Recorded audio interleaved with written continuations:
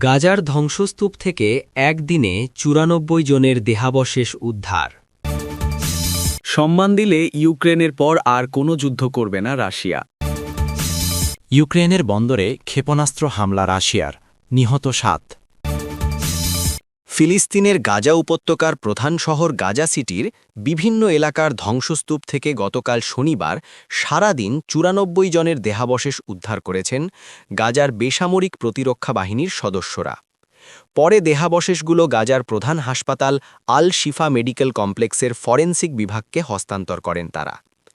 আল শিফা medical কমপ্লেক্সের forensic বিভাগের তত্ত্বাবধানে পরে এসব দেহাবশেষ গাজা সিটির পার্শ্ববর্তী দেইর আল বালাহের শহীদ গোরস্থানে দাফন করা হয়। ২০২৩ সালের ৭ অক্টোবর গাজা উপত্যকা নিয়ন্ত্রণকারী সশস্ত্র রাজনৈতিক গোষ্ঠী হামাসের যোদ্ধারা ইসরায়েলের ভূখণ্ডে ঢুকে হামলা চালিয়ে ১,২০০ জনকে হত্যার পাশাপাশি ২৫০ জনকে জিম্মি হিসেবে ধরে নিয়ে যায়। এই ঘটনার পরদিন ৮ অক্টোবর থেকে গাজায় অভিযান শুরু করে ইসরায়েলি বাহিনী। সেই অভিযানে গাজার বিভিন্ন আবাসিক এলাকার শত শত বাড়িঘর, হাসপাতাল, স্কুল, দোকানপাট, আশ্রয় ও পরিষেবা কেন্দ্রগুলোতে বোমা বর্ষণ করা হয়। বোমার আঘাতে ধ্বংসস্তূপের তলায় অনেকের মরদেহ চাপা পড়েছিল, যাদের যুদ্ধকালীন পরিস্থিতিতে উদ্ধার করা সম্ভব হয়নি। ২০২৫ সালে ১০ অক্টোবর গাজায় যুদ্ধবিরতির ২ মাস পর ডিসেম্বর থেকে ধ্বংসস্তূপগুলোতে উদ্ধার কাজ শুরু করে গাজার বেসামরিক প্রতিরক্ষা বাহিনী। উদ্ধার কাজ শুরু করার পর এই প্রথম কোনো ধ্বংসস্তূপ থেকে এক পরিবারের এতজন সদস্যের দেহাবশেষ মিলল। হামাস ইসরায়েল সংঘাতের গত ২ বছরে গাজায় নিহত হয়েছেন কমপক্ষে ৭০,৭০০ ফিলিস্তিনি এবং আহত হয়েছেন আরও ১,৭০,০০০-এর বেশি মানুষ। নিহত এবং আহতদের বড় অংশই নারী এবং শিশু। এছাড়া ইসরায়েলি বাহিনীর বোমায় ভবন ধ্বংসের জেরে গাজায় জমা হয়েছে শত শত টন আবর্জনা এবং ধ্বংসাবশেষ।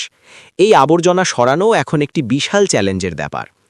এই ৯৪ জনের সবাই ইসরায়েলি বাহিনীর বোমার আঘাতে ধ্বংস হওয়া ভবনের জঞ্জালের তলায় চাপা পড়ে মরেছেন। গাজা উপত্যকায় পুরোদমে অনুসন্ধান চালালে এমন হাজারো মরদেহ ও ধ্বংসাবশেষ মিলবে বলে তুরস্কের সরকারি বার্তা সংস্থা আনাদোলু এজেন্সিকে জানিয়েছেন গাজার স্বাস্থ্য মন্ত্রণালয়ের কর্মকর্তারা। যদি প্রাপ্য সম্মান দেওয়া হয় তাহলে ইউক্রেনের পর রাশিয়া আর কোনো যুদ্ধ করবে না বলে জানিয়েছেন রুশ প্রেসিডেন্ট ভ্লাদিমির পুতিন। রাশিয়া ইউরোপের অন্যান্য দেশের বিরুদ্ধে যুদ্ধের পরিকল্পনা করছে এমন দাবিকে ননসেন্স হিসেবে অভিহিত করেছেন তিনি। শুক্রবার ১৯ ডিসেম্বর বছরের শেষ ব্রিফিংয়ে উপস্থিত হন পুতিন। সেখানে বিবিসির সাংবাদিক তাকে জিজ্ঞেস করেন অন্য কোথাও রাশিয়া আর বিশেষ সামরিক অভিযান বা যুদ্ধ চালাবে কিনা। জবাবে পুতিন বলেন, যদি আপনারা আমাদের সম্মান করেন তাহলে আর কোনো অভিযান হবে না। আমরা যেমনটা আপনাদের সম্মান করার চেষ্টা করছি, আপনারাও যদি এমন সম্মান করেন তাহলে আর অভিযান হবে না।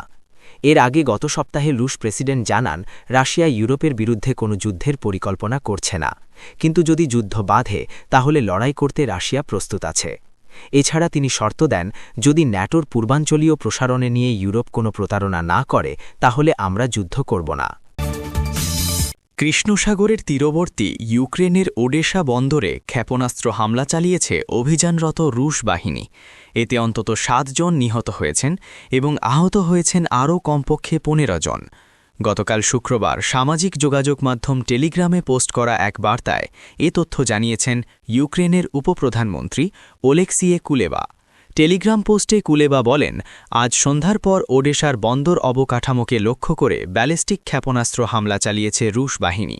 এতে ঘটনাস্থলেই ৭ জন নিহত হয়েছেন এবং আরও ১৫ জন আহত হয়েছেন বলে আমরা জানতে পেরেছি। ওডেসা ইউক্রেনের প্রধান বন্দর শহর। কৃষ্ণসাগরের তীরবর্তী ওডেসায় মোট ৩টি বন্দর আছে। এই ৩ বন্দর দিয়েই ইউরোপ সহ বিশ্বের অন্যান্য দেশে রপ্তানি হয় ইউক্রেনের শস্য ও অন্যান্য সামগ্রী। ২০২২ সালের ফেব্রুয়ারিতে সামরিক অভিযান শুরুর পর থেকে বেশ কয়েকবার ওডেসা এবং এর সমুদ্র বন্দরগুলো লক্ষ্য করে হামলা চালিয়েছে রুশ বাহিনী। ইউক্রেনীয় কর্মকর্তারা জানিয়েছেন, শুক্রবার এই ৩ বন্দরের একটিতে ক্ষেপণাস্ত্র ছুড়েছে রুশ বাহিনী। বন্দরটির নাম পিভদেন্নি। সম্প্রতি ইউক্রেনে হামলার মাত্রা বাড়িয়ে দিয়েছে রাশিয়া।